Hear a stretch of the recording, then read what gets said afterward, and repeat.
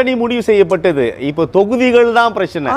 அதிக தொகுதிகளை கேட்பது என்பது ஒரு முன்னெடுப்பாக வைக்கப்படுகிறது. மற்றொன்று ஆட்சியில் அதிகார பங்கு. இது ரெண்டு தான் பிரதானமாக முன்வைக்கப்படுகிறது அப்படின்றதான் கிடைக்கப்பெறுகின்ற தகவல். ஆட்சியில் பிரதான பங்கு கேட்பது தானே ஒழிய யார் சண்டை போடல. நான் தான் முதல்வர், எடப்பாடி பழனிசாமி தான். அதற்கு முன்னுதாரணமாக தான் அதிக தொகுதிகளை கேட்கிறார்கள், திரும்ப கேட்க ஆரம்பித்திருக்கிறார்கள் அப்படின்றதான் கருத்து. அதாவது நாங்க 1 to 10 கிட்ட வந்துட்டோம், 10ல இருக்கோம். 10 வந்து டன் பண்றதா எங்க வேலை. அவங்க 1, 2ல நிற்கிறாங்க. யாரு? பாஜகவும் அதிமுகவும். இன்னைக்கு வரையும் பிரச்சனை கூட்டணி தலைமை அதிமுகவா, கூட்டணி தலைமை பிஜேபியா அப்படிங்கிற பிரச்சனை. எங்களுக்குள்ள இந்த பிரச்சனை எதுவுமே கிடையாது. திமுக கூட்டணி வலிமையா இருக்குது. இந்தியா கூட்டணியில் தமிழ்நாட்டில் திமுக கூட்டணி தலைமை தாங்கிறதுல எந்த கேள்வியும் எழலை. அது மட்டுமல்ல, அவர்கள் தான் ஆட்சி அமைப்பார்கள் என்பதிலையும் எந்த கேள்வியும் எழலை. அதனால எங்களை பொறுத்தவரை கூடுதல் தொகுதியை கேட்பது என்பது அந்த நேரத்திலே கேட்பார்கள்.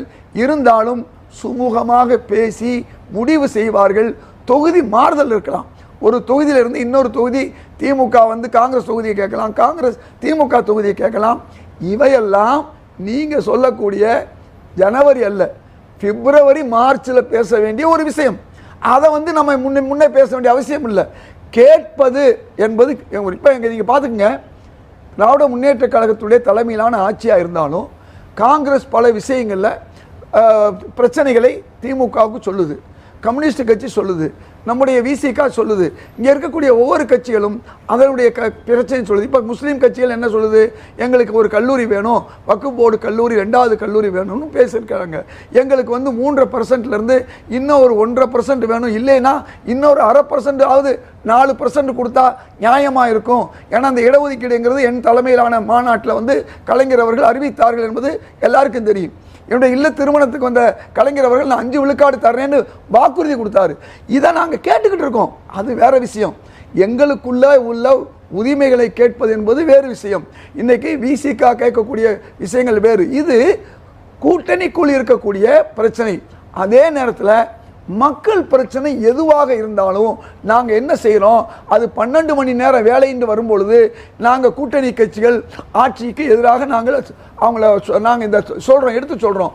அதே மாதிரி பஸ்ஸு கான்ட்ராக்ட் லேபர் வரும்போது நாங்கள் இதை எடுத்து சொல்கிறோம். இன்றைக்கி சமூக நீதி பிரச்சனையில் 37 வயசு வரையும் தான் தமிழ்நாட்டில் ஓபிசி எழுத முடியும் இருக்குது. பாஜக ஆளக்கூடிய மாநிலங்களில் 47, 49 வரையும் இருக்குது. இங்கே தெலுங்கானாவில் 49 இருக்குது. கொடுங்கன்னு நாங்கள் கேட்டுக்கிட்டு தான் இருக்கோம். அது எங்களுக்குள்ள உள்ள உரிமைகள். அது மட்டுமல்ல, இந்த 7.5% முந்தின ஆட்சி கொடுத்துச்சு நீட்டு விலக்கு, இன்னொரு 2% கொடுங்கன்னு 4 வருஷமாக கேட்டுக்கிட்டு தான் இருக்கோம். இதெல்லாம் கேட்பது என்பது எங்களுடைய உரிமை. அதே நேரத்தில் எங்கள் கூட்டணியை பொறுத்தவரை அது ஒற்றுமையாக பலத்துடன் இருக்கிறது. கடந்த 19 இருந்து தொடர்ந்து தொடர் வெற்றிகளை 10-11 வெற்றிகளை நாங்கள் பெற்றுக்கொண்டு இருக்கிறோம். இப்படி இருக்கும் பொழுது நாங்கள் ஏன் எங்களுடைய கூட்டணியை உடையுமா இல்லையா அல்லது யார் தலைவரை பற்றி சிந்திக்கணும், அந்த சிந்தனைக்கே எங்களுக்கு வேலை இல்லை. இந்த பிரச்சனை 1-2 பிரச்சனை இல்லை, எங்களுக்கு 10க்குள்ளே நாங்கள் வந்துட்டோம். 10ல் தான் நாங்கள் நிற்கிறோம். 10 முழுமை பெறுவதற்காண்டி உள்ள விஷயம் தான் வரக்கூடிய தேர்தலில் வரப்போகுது. ஆனால் இன்றைக்கு அங்கே 1, 2, 3ல் இருக்குது. தேமுதிக வருமா, பாமக வருமா, பாமகவில் 2 பேரும் சேர்ந்து வருவாங்களா, ஒருத்தர் வருவாரா, அல்லது கிருஷ்ணசாமி எங்கே போவார் நம்மளோட இருந்தவர்? இப்படி ஒவ்வொரு கட்சியும் வருமா வராதா, வரும் ஆனால் வராதுங்கிற மாதிரி உள்ள பிரச்சனை தான் இன்னைக்கு அதிமுக பாஜக கூட்டணியில் இருக்குது. பாஜக வந்ததுனால பல கட்சிகள் உடைந்து போன ஒரு சூழ்நிலை. பெரிய கட்சியான அதிமுக இன்னைக்கு 4 கூறாக பிளந்திருக்கு. அதே மாதிரி நம்முடைய பாமக வந்து இன்றைக்கு 2 கூறா உடைஞ்சிருக்கு.